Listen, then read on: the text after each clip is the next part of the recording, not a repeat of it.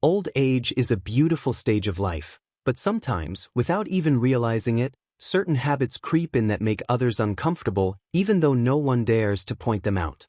One of the first is oversharing personal health issues. Discussing every detail of your illnesses or medications can be draining for listeners, even if it feels normal to you. Negativity and constant complaining follow closely. Always pointing out what's wrong with the world, family, or life makes you a dark cloud in every room, pushing people away silently. Another habit is poor personal hygiene. Skipping regular showers, wearing dirty clothes, or smelling unpleasant happens more often than you think, but no one wants to embarrass you by saying it. Interrupting conversations is another overlooked problem. Constantly talking over others or steering conversations back to your own stories can make interactions exhausting.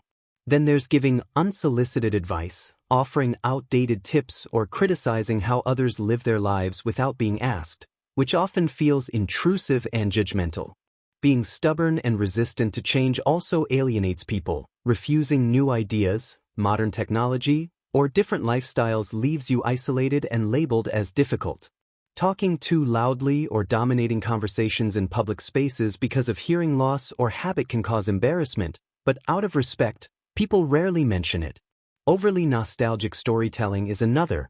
Constantly longing for the good old days and belittling today's world makes younger people feel dismissed and unheard. Gossiping is a surprisingly common problem in old age. Sharing private details, even if unintentionally, can erode trust and make others distance themselves.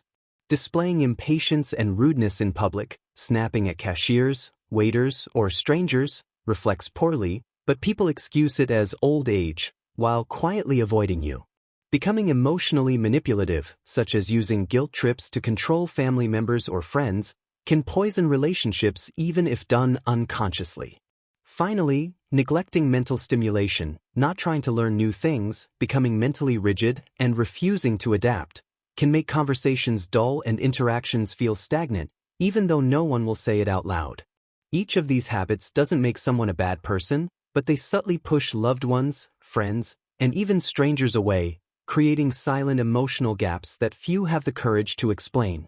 Acknowledging these hidden pitfalls isn't about criticism, it's about embracing growth, maintaining dignity, and ensuring that the autumn years of life are not lonely but vibrant, warm, and filled with meaningful connections. Becoming mindful of the way we present ourselves emotionally, socially, and physically can make all the difference between feeling isolated and feeling loved. It's not about striving for perfection but recognizing the small, unseen ways we impact those around us, ways that words alone may never reveal unless we take the time to reflect. Every stage of life demands humility, and old age, perhaps more than any other, calls for grace, flexibility, and the willingness to keep learning.